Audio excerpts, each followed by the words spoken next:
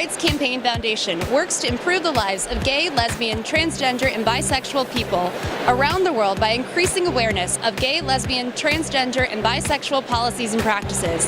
The foundation works to change the minds and hearts across the U.S. and around the globe. Tonight, I'm excited to be here at the Human Rights Campaign National Gala in Washington, D.C. Join me for the Inside Look.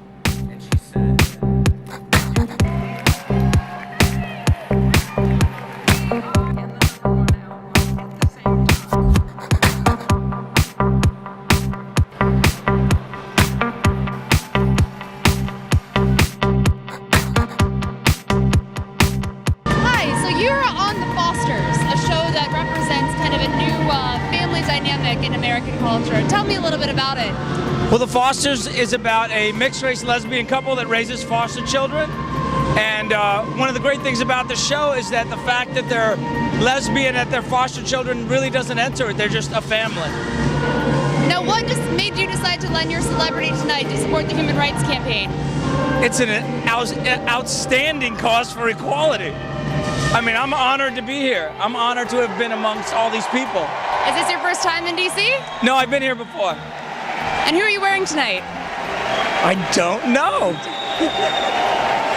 Awesome. Anything else you want to say to our audience? That's it. Thank you so much. Sure. I'm here with Paul Katami and Jeff Zarrillo, plaintiffs in the Proposition 8 case. You all stood up to be the poster children of gay marriage.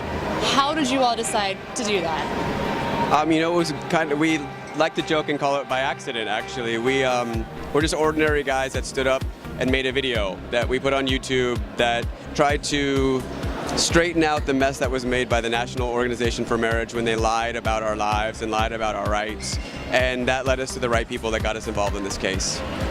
Why now? Why not? You know, I mean, there's so much, right now there's so much momentum. You know, we think our case really, along with the Windsor case that was celebrated here tonight, really helped propel the movement forward. We've seen success at the ballot box, we've seen success at the legislators, and now we've seen success in the courts. So with a collaboration of a lot of good organizations and a lot of good people, along with those three things, those three kind of fence posts, we can keep going. Now, it took about 4.5 years, if I'm correct, to litigate the case. What kept you guys going through it? Knowing that all we had to do was tell the truth to get us a win. We didn't have to come up with any strategy. We didn't have to come up with an agenda. All we had to do was be real.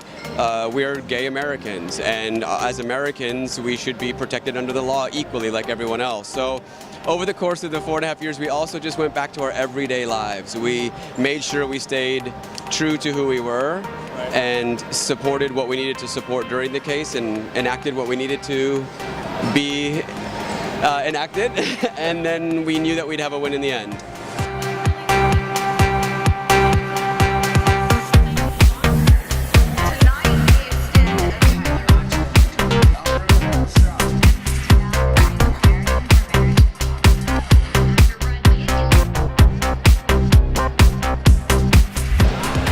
Kris Perry, recipient of the National Equality Award and one of the plaintiffs for the Proposition 8 case.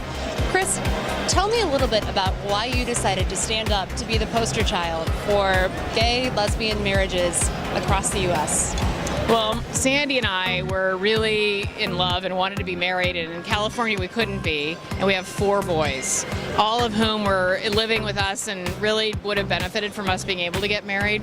So we decided that we weren't the only family in that situation, and we really wanted to help not only our family but all the other families that we knew. So it really wasn't a hard decision because it really felt like such an unequal treatment that it needed to be repaired that I think lots of people would have done it. So why now? Well, honestly, even though we filed 4 years ago, now all of our children are adults. So it felt like time was running out, that we wouldn't be married while they were living with us. And in fact, we weren't. We really wanted it to happen faster than this, although they tell us that this was fast. We just wanted to have our family experience us being married before the kids all grew up. So it took about 4.5 years to litigate the case and for everything to go through. How did you survive during that time period? Every chance we had to go back to our normal life, we did. So if there was ever a break in the action, we went straight home, made dinner, saw our friends, did laundry, saw the boys, and just worked and kept our routine and did everything we could. It's really a boring answer, but if we had just stuck with that other pace, I think we would have lost sort of who we were in the case, which was an ordinary couple working, raising children, and trying to be happy. I'm here with Sandy Stier, better half of Kris Perry, if I'm correct. Sandy, we talked to Kris a little bit about what the experience was like going through for those 4.5 years. Is there ever a time during that time period where you didn't think you would win? There actually, for me, was not. And I might be the only person who was involved who felt the high level of confidence. I don't really know for sure, but I always felt like we had such a strong argument and that we had the most compelling argument. And during the trial especially, there was never any argument against marriage equality brought forth that made any sense, it seemed to me, and perhaps to anyone in the courtroom. So I felt, based on the evidence that was brought forth at the trial, that we had an incredibly strong case, and I really felt that we would win. And then, in fact, we did.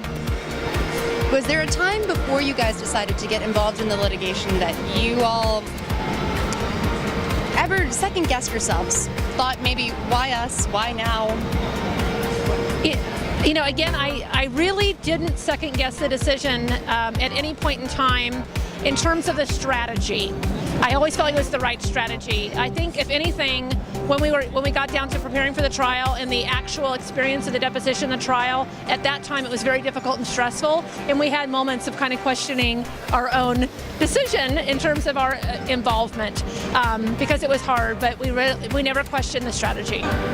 What an incredible evening this has been. I got to interview Paul Katami, Jeff Zarrillo, Sandy Stier, and Kris Perry, all plaintiffs in the Proposition 8 case. J-Lo was here.